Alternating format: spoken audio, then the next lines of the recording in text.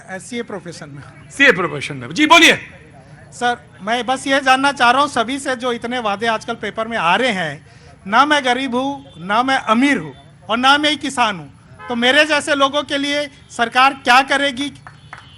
महंगाई इतनी है, बच्चों को पढ़ाना, मतलब मैं सिर्फ मेहनत कर रहा हूँ, इंतजार करता हूँ साल 2 साल में कि 5-10% का इंक्रीमेंट कुछ हो जाए, बॉस कर दे, पर मेरे जैसे लोगों के लिए क्या कर रही है सरकार? रोज पेपर में पढ़ता हूँ कि ये वादे वो वादे।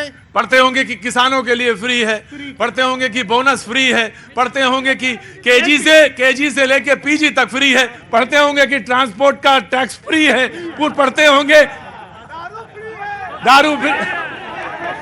हम जैसे लोग क्या करें? पूरे शो में चचा सलाम वालेकुम, पूरे शो में अगर एक सवाल मिल जाए तो मैं मानता हूं उस दिन ऊपर वाले ने, परवरदिगार ने मेरे ऊपर थोड़ी सी रहम की है। एक सवाल मिल जाए, गठरी में बांध लेता हूं, गांठ में बांध करके दूसरे शो तक चला जाता हूं। मुझे मालूम है कि कल वो ट्रांसपोर्टर मुझसे मिला था और कहने लगा कि घर में बचता नहीं है। आपका सवाल मैं बांधता हूं, यहां पे तो किसी की मादा नहीं रेड कारपेट पे खड़े होकर इसका सवाल का जवाब दे दे।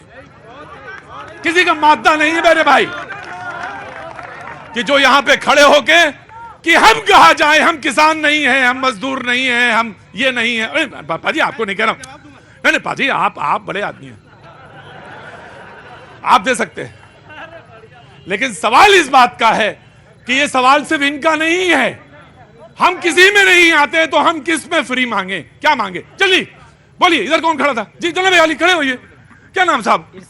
इरशाद भाई, क्या काम करते हैं? मेरा रियल एस्टेट का काम है। अरे बाप रे बाप, यहाँ हर आदमी बड़ा ही बड़ा आदमी है। कैसा चल रहा काम? बढ़िया, ठीक। हाँ जी बोलिए। मेरा एक मोदी जी आ रहे हैं अभी 4 तारीख। मोदी जी आ रहे हैं 4 तारीख को। हाँ जी भाई रुकिए, मोदी जी आ रहे हैं 4 तारीख को। उनसे एक निवेदन है कि हमारा दुर्ग स्टेडियम विदिन 20 सालों से आज भी खंडर के जैसा बना हुआ है। मैं चाहता हूं जिस स्टेडियम में वो रैली करने आया है, उस रैली में बोल के जाए कि इसको इंटरनेशनल स्टेडियम में घोषित करता हूं। एक बार वो बोल के जाए। मैं बहुत आपसे रिक्वेस्ट करता हूं कि उनके तक ये बात पहुंचाएं, क्योंकि आज मेरे देखो इरशाद भाई, एक मिनट इरशाद भाई, मैं एक बात जानता हूं, आपके और मोदी जी के बीच में सिर्फ ये कैमरा है। मैं तो सिर्फ ये, मैं क्या पिदी का शोरबा, मैं अलग हूं। आप अपनी बात वहां तक रख दीजिए, प्रधानमंत्री तक चली जाएगी कि जिस स्टेडियम में आप आ रहे हैं उस स्टेडियम को इंटरनेशनल स्टेडियम बनाया जाए। ये आपने रखी मांग। मैं वर्मा जी के पास एक सवाल रख देता हूं। वर्मा जी बैठ जाओ चुपचाप, मैं लड़ाऊंगा चुनाव इस बार तुम्हें।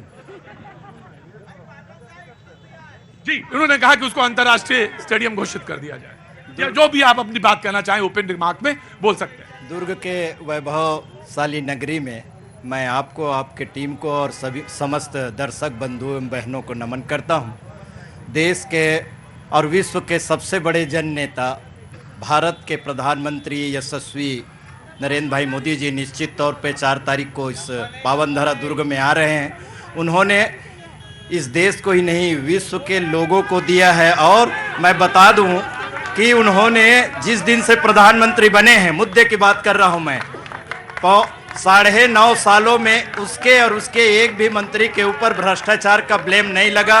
इस देश के गरीबों को प्रधानमंत्री आवास के माध्यम से हो, चाहे वंदे मातरम ट्रेन के माध्यम से हो, और उस देश के लिए वो 18 घंटा देते हैं। ऐसे लोकप्रिय मंत्री जी आ रहे हैं, निश्चित तौर पे स्टेडियम का मांग है। मुझे मालूम है इरशाद भाई कह रहे होंगे सवाल का जवाब चाहिए।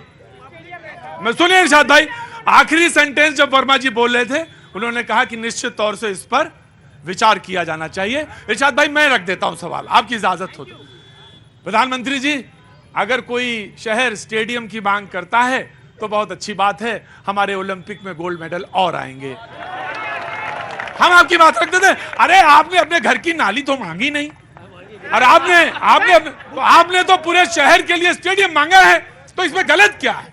बहुत अच्छी बात है इरशाद भाई, जरूर होना चाहिए और जरूर हो, लेकिन अब उसके बाद आप क्या करेंगे ये मुझे नहीं मालूम भाई। हाँ जी जनाब आली, अरे आप बोल चुके सवाल। अच्छा जी भाई साहब, ये कौन है? वकील साहब कौन? अरे बुजुर्ग आदमी, अरे भाई बुजुर्ग आदमी है जी जी। मैं मिलाप चंद ओसवाल टैक्स एडवोकेट हूँ। मैं बाबू जी नमस्ते। मैं मोदी जी की हिम्मत के बारे में बोलना चाहता हूँ। मोदी जी के हिम्मत के बारे में, मोदी जी के हिम्मत के बारे में, हिम्मत के जो साहसी निर्णय लिया उसके बारे में बोलना चाहता हूँ। जी बोलिए। हाँ, मोदी जी ने जो वो काम किया है वो कांग्रेस कई सालों में नहीं कर पाई। मैं जीएसटी का वकील हूँ।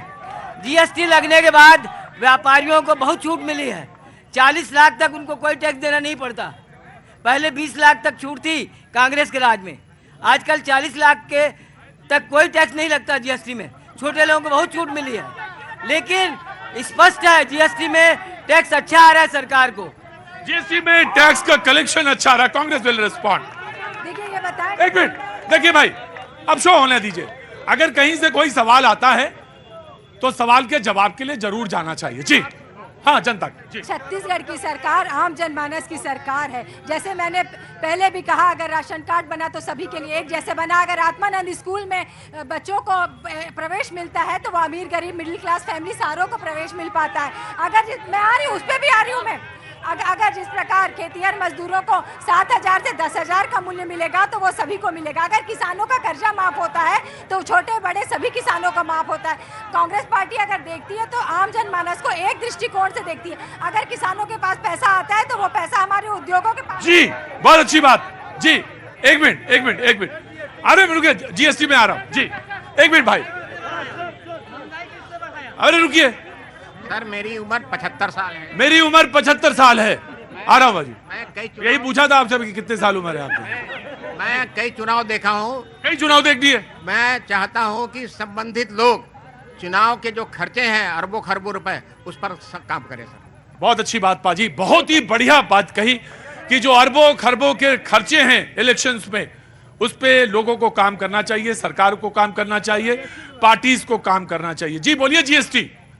मैं पवन बरजात्या छत्तीसगढ़ चैम्बर ऑफ कॉमर्स का दुर्ग का चेयरमैन हूँ। व्यापारियों की दुविधा को बता रहा हूँ सर। कल जीएसटी का जितने कमिश्नर थे रोड में खड़ा होके एक लॉन्ड्री वाले का कपड़ा उसको रोक दिया और बोले कि आप सर्विस टैक्स दो। वो रोने लग गया, बोले मैं 5,000 कहाँ से लाऊंगा।